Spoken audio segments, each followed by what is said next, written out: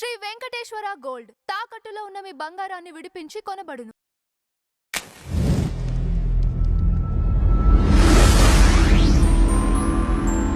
నమస్తే అండి, welcome to tree media. మనతో పాటు writer and director Kanagala Jayakumar గారు ఉన్నారు. సార్ నమస్కారం. నమస్తే. సార్, మరోసారి సింగర్ మంగ్లీ వివాదంలో చిక్కుకున్నట్లు తెలుస్తోంది.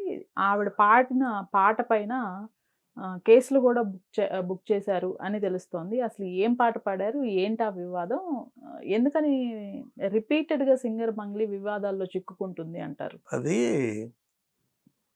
సక్సెస్ వచ్చే కొద్దీ కొంచెం వాళ్ళు హైప్ వచ్చేసరికి నేనే గొప్ప అని అనుకుంటారు జనరల్గా. సైకలాజికల్గా అది ఆ ఈగో అనండి ఏమనండి అది డెవలప్ అవుతుంది. ఆవిడ షీ స్టార్టెడ్ హర్ కెరీర్ ఒక యాంకర్గా స్టార్ట్ చేసింది. తర్వాత ఏవో ఫోక్ సాంగ్స్ పాడింది. తర్వాత ఒక దశలో డయాస్ మీద బాగా పాడితే బాలసుబ్రహ్మణ్య గారు వెళ్ళి అమ్మాయిని అభినందించి వాటేసుకున్నారు. సో ఆ విధంగా ఆవిడకి మంచి పేరు వచ్చింది. తర్వాత మంచి పిచ్చి అమ్మాయిది వాయిస్, మంచి హై పిచ్చిలో పాడుద్ది అండ్ చాలా బాగుంటుంది. పైగా తను పాడే పాటకి డాన్స్ కూడా అద్భుతంగా చేస్తుంది. No doubt she is very talented girl, no doubt. అయితే ఆ మధ్యన ఒకసారి వివాదంలో చిక్కుకుంది, మళ్ళీ ఇప్పుడు వివాదంలో చిక్కుకుంది. సో ఆ పాటలంతా బూత్ అంట. సో ఆ బూత్ పాటలు ఆవిడ పాడిందని ఆవిడ మీద ఇప్పుడు సోషల్ మీడియాలో బాగా ప్రచారం అవుతుంది. అయితే ఈ పాట మరి చంద్రబోస్ గారు రాశారని అంటే తెలుగు బాంబేలో అని అన్నారు. ఓకే, బాలీవుడ్లో జరిగింది ఆ పాట. తర్వాత అక్కడ కూడా ఇలాగ బూతు వచ్చిందని చాలామంది విమర్శించారు. తర్వాత కన్నడలో బెంగళూరులో కూడా ఆ బూతు పాటల మీద చాలా విమర్శలు వచ్చాయి.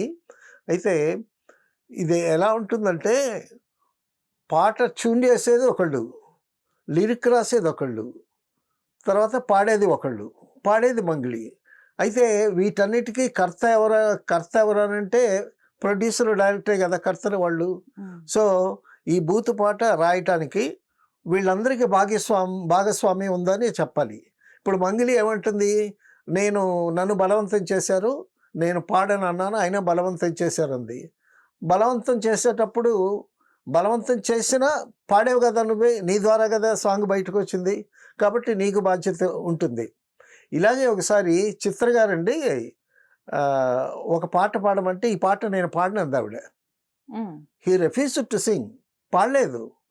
పాడకపోతే నెక్స్ట్ టైం ఏదో రికార్డింగ్కి వస్తే ఇళయరాజా గారు అన్నారు, అమ్మా నేను మ్యూజిక్ డైరెక్టర్ని, మ్యూజిక్ చేస్తాను, నువ్వు పాట పాడేదానివి, నువ్వు పాట పాడాలి, వాళ్ళు పాడమనేటప్పుడు డెఫినెట్గా పాడాలి.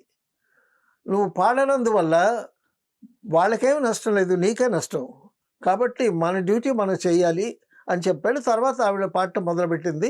అయితే ఇప్పటి వరకు ఆవిడ మంచి పాటే పాడింది, అసభ్యమైన పాటలు ఏమీ పాడలేదు. ఎందుకండి మనకు పాత సినిమాల్లో ఆత్రేయ గారు ఉన్నారు. ఒక సినిమాలో ఒక పదం వాడాడు ఆయన, అది చక్కగా వాడాడు. అది ఏంటంటే నాగేశ్వరరావు గారు అనుకుంటా, చకచకలాడే పిరుదులు దాటే జడను చూస్తే ఎంతో ముద్దు అన్నాడు ఆయన. ముద్దు మీద పాట అనమాట. అది యాక్సెప్ట్ చేశారు, అది బూతుని ఎవరం లేదు. అదే ఆత్రేయ గారు మరొక చోట బూతులా వినిపిస్తుంది అది, కానీ అది బూతు కాదు. ఒక పాటలో అంటాడు ఆత్రేయ గారు, చూపులతోనే చేస్తే పుట్టేవాడికి నాన్నవుతావా, ఆడమ్మకు మొగుడవుతావా అన్నాడు ఆయన. అది వినటానికి బూతులా ఉంది, బట్ దాని అర్థం కానీ తీస్తే అది బూతేం కాదు. సో ఆ విధంగా నర్మగర్భంగా రాయటం వేరు. సో ఇలాగే పచ్చి బూతులు రాస్తే అసలు ఎవరికన్నా చాలా ఇబ్బందిగా ఉంటుంది. తర్వాత సినిమాకి వెళ్ళేటప్పుడు ప్రేక్షకులు, పేరెంట్స్, పిల్లలు, భార్యాభర్తలు అందరూ కలిసి వెళ్తారు. వెళ్ళేటప్పుడు ఆ పాట వచ్చేటప్పుడు చాలా ఇబ్బందిగా ఉంటుంది. సో న్యాయం కావాలని ఒక సినిమా చేశాను నేను. అందులో రాధికని బలవంతం చేస్తాడు చిరంజీవి గారు. సో నేను రిలీజ్కి వెళ్ళాను, నేను కో డైరెక్టర్ ఆ సినిమాకి. గుంటూరు రిలీజ్కి వెళ్ళి మా అత్తమ్మని, మా భార్యని, మా ఇద్దరు పిల్లల్ని తీసుకెళ్ళా సినిమాకి.